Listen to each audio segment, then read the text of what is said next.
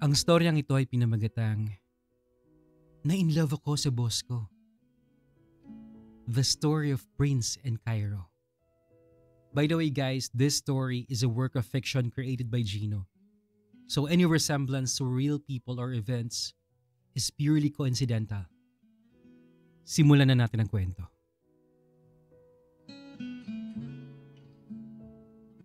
Ay, anong klaseng hirap pa ba ang kailangan kong maranasan bago ako makatikim ng kahit sandaling ginhawa?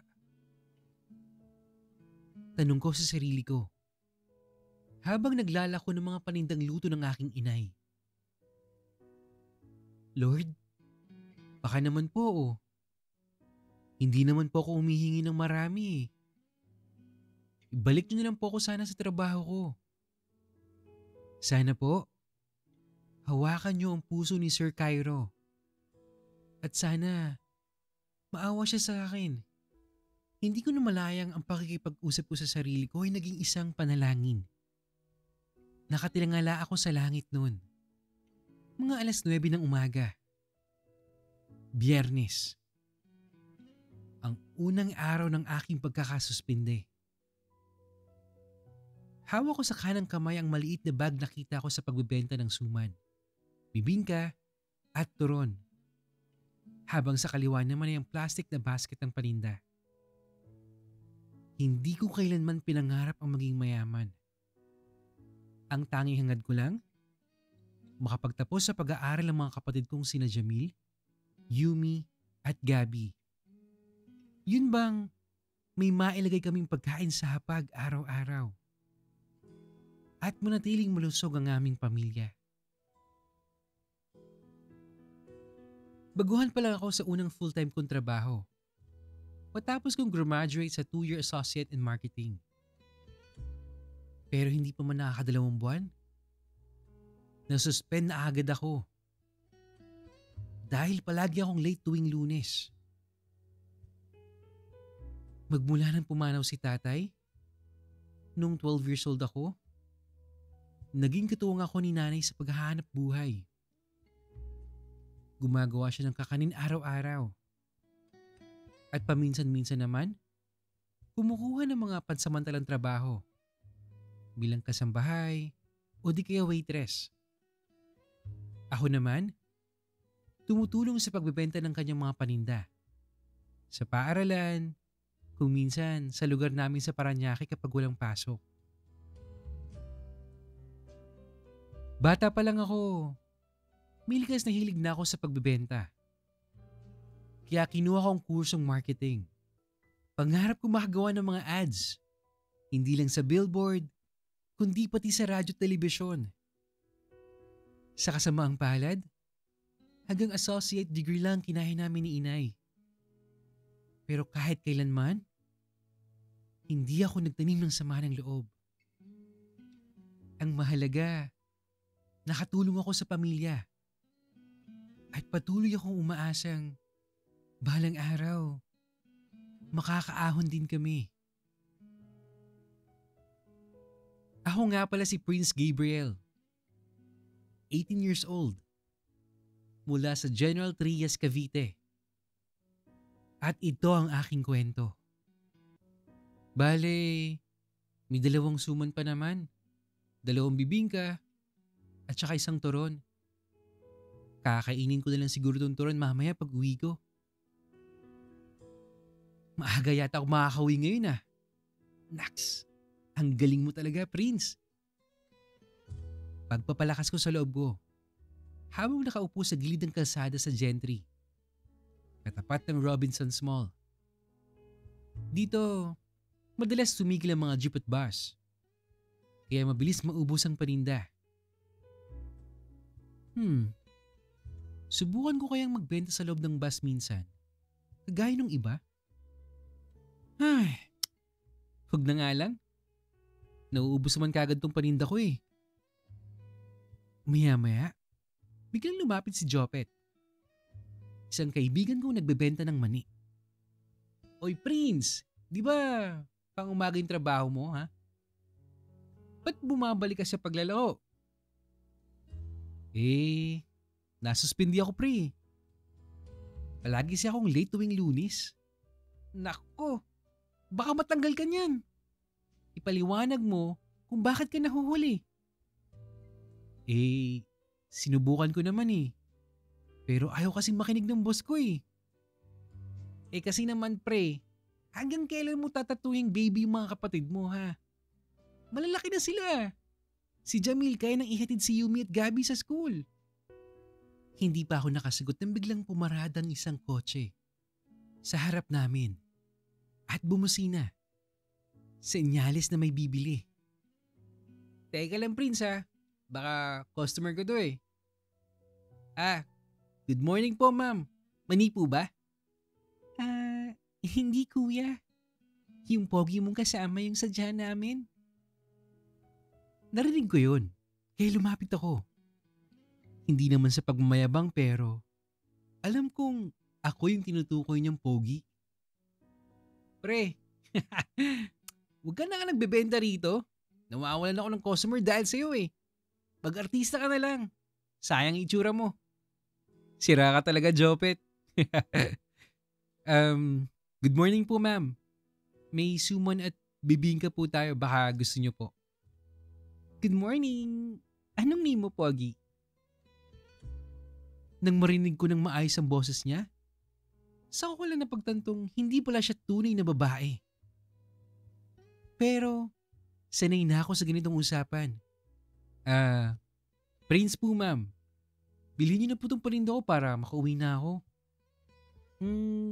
Masarap ba yan? Ay nako ma'am. Sobrang sarap po.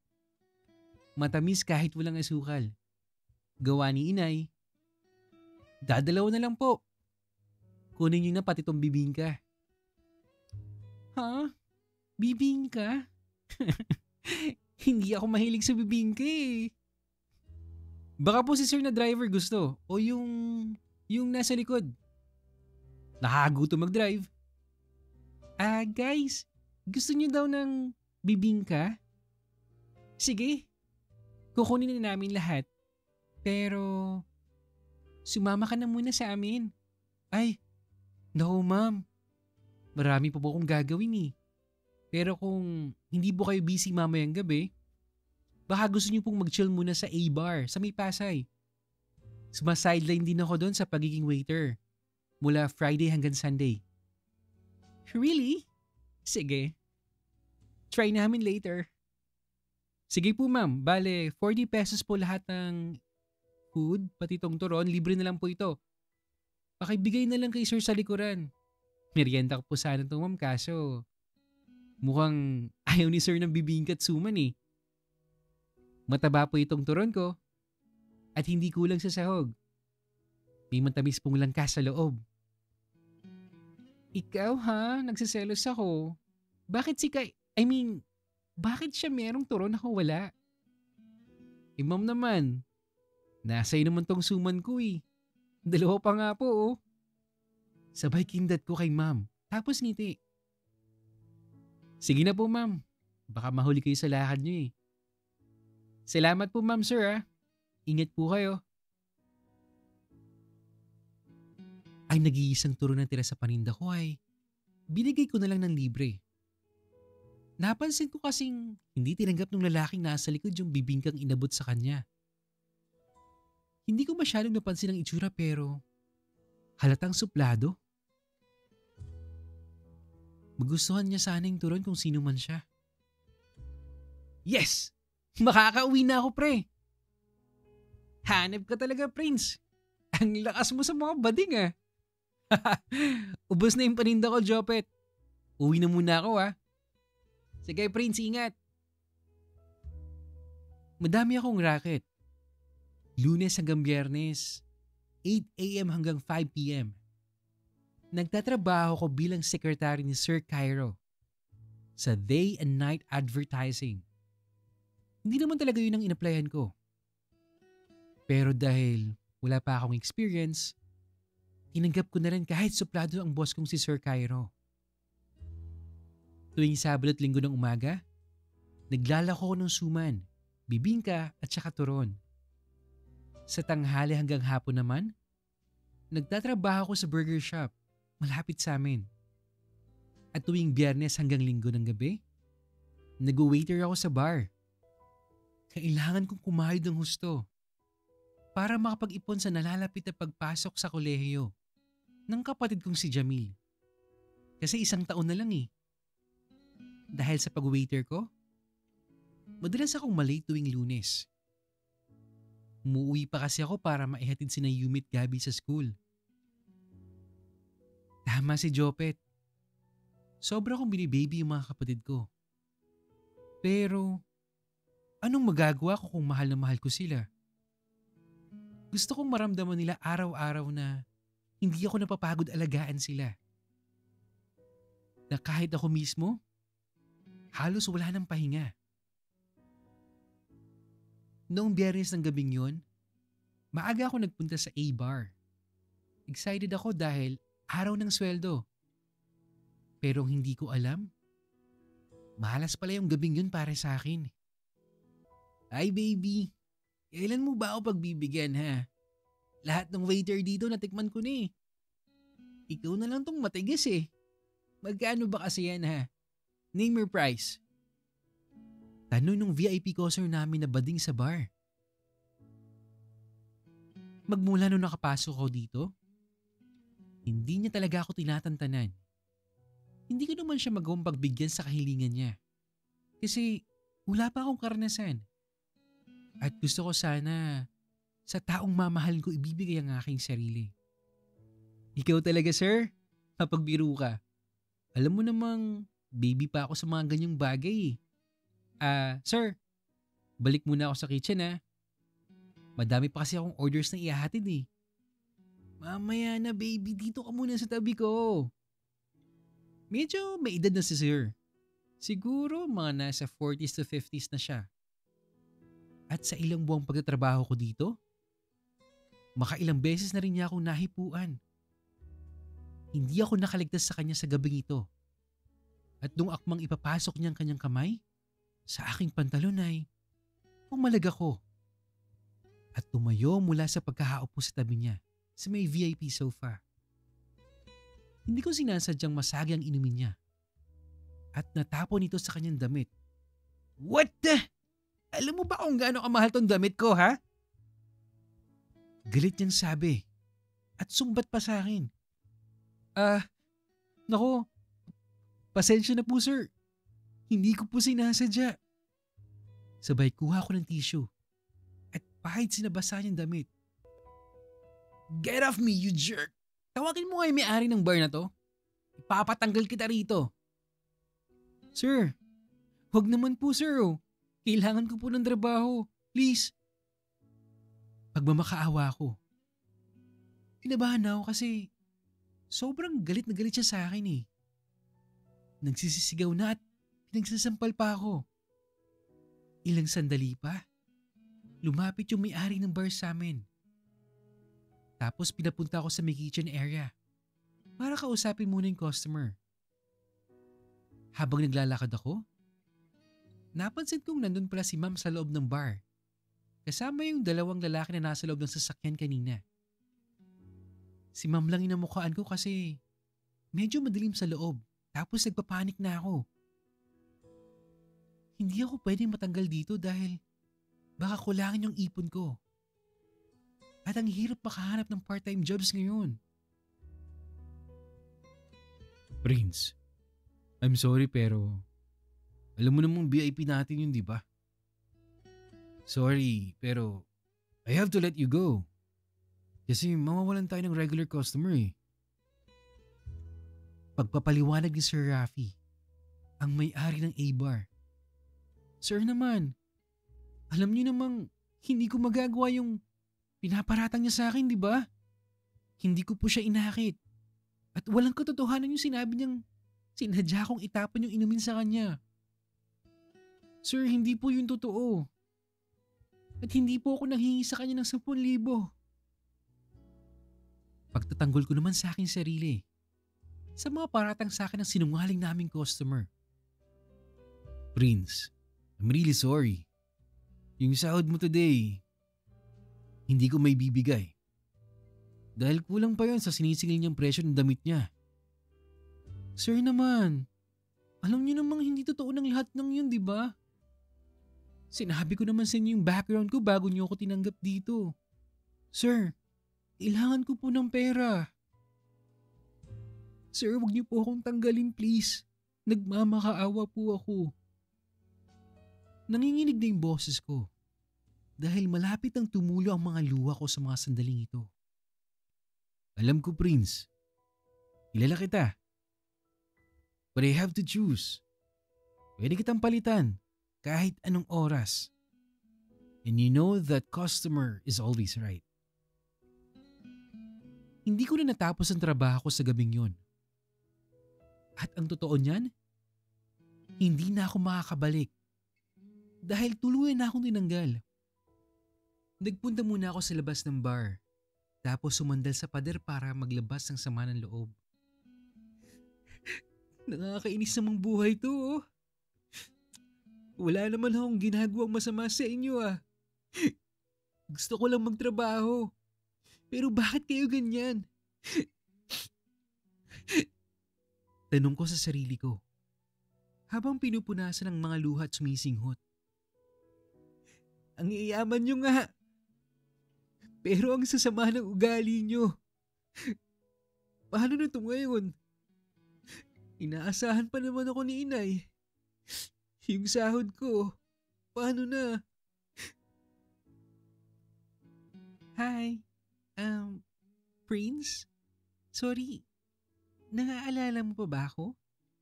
Ako yung bumili ng suman at bibingka sa'yo kaninang umaga. Teka, umiiyak ka ba?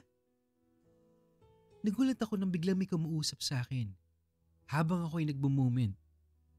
Hindi ko kasi napansing may lumapit dahil sa sobrang sama ng loob ko nun. Ma'am, kayo po pala yan. Pasensya na po kayo ah. Medyo hindi kasi maganda yung nangyari sa akin ngayon eh. Sorry po. Tugon ko sa kanya noon habang pinupunasan ang mukha ko gamit ang aking suot na damit. I know, Prince.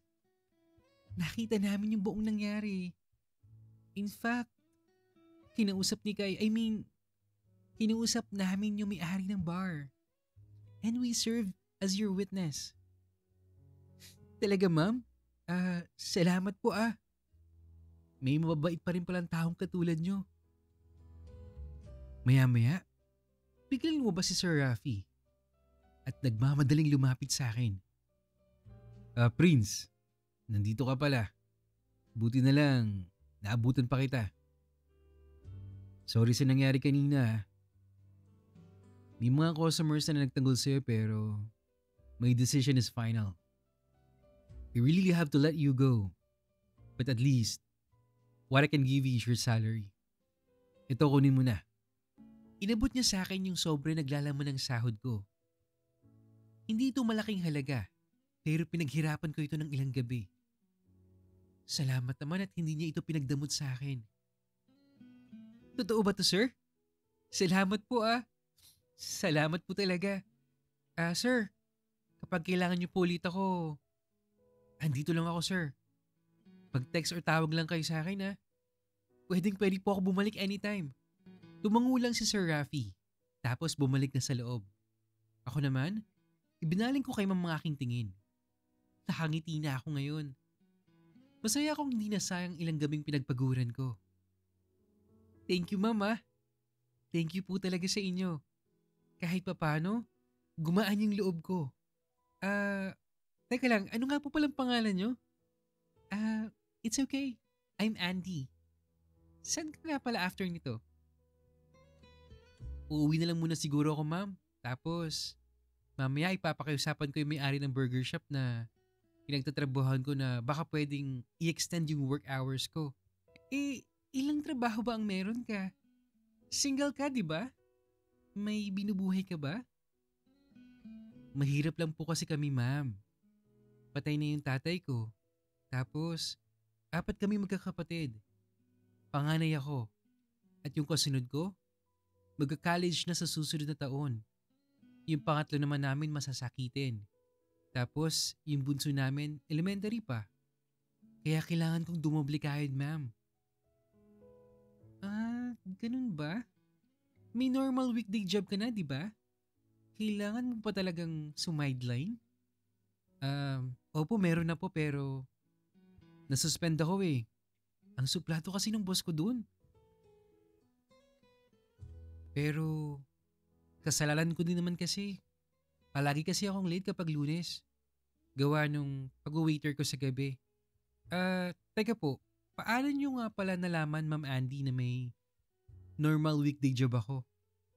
Um, wala. Nahulaan ko lang. So, the reason why late ka during Mondays is because of this job?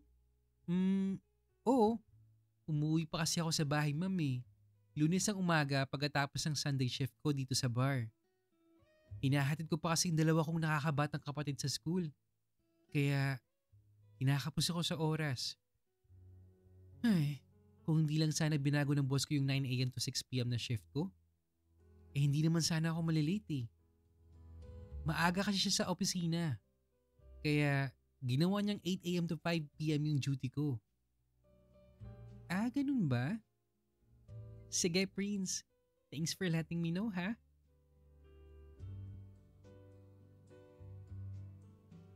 Okay, at dito nagtatapos ang part 1 ng ating kwento. Na-in-love ako sa boss ko. The Story of Prince and Cairo. It's a fictional story created by Gino. Maraming salamat sa iyo, bro Gino, no, sa pagbabahagi ng napakagandang kwentong to. At para sa mga hindi po nakaalam, si Gino rin yung writer ng mga kwentong Tweety Bird, Chili Mansi at Starting Over and Over Again. Yung mga yun naman ay true stories na hango sa sarili niyang karanasan. Bagamat katang-isip lamang to, dala ng kwento ni Prince yung tunay na damdamin ng pagsusumikap, sakripisyo, at pag-ibig na madalas nating maramdaman sa totoong buhay. Sa gitna ng bawat pagsubok, may panalangin pa rin dinidinig eh. At minsan, ang kasagutan ay darating sa pinaka hindi mo inaasahan. Pero syempre teka lang, hindi pa dito nagtatapos ang lahat. Dahil sa next episode, maririnig naman natin ang kwento mula sa panig ni Cairo. It's Cairo's POV, guys. Ang misteryosong boss na unti-unting magpapabago sa takbo ng buhay ni Prince. Uy! Gusto nyo ba yun, guys? Yung mga gwapong boss tapos may pagkamasungit na may in love sa employee niya. Ako kasi na-imagine ko siya as si Cairo as gwapo, matangkad. Yun bang laging mabango? Bango naman. Yan, basta yung laging mabango. Tapos, yung bang mapapansin mo kagad yung presence niya pagpasok pa lang sa opisina. Yung tipong sa unang tingin, isa siyang typical na strict at supladong boss. Laging seryoso, perfectionist, at hindi madaling lapitan pero deep inside, meron siyang tinatagong malambot na puso. Yung bang totoo kong magmahal. Ganon ko siya na-imagine si Cairo. Masungit tapos mapagmahal naman pala si Sir. Well, abangan nyo yan sa next episode natin, no?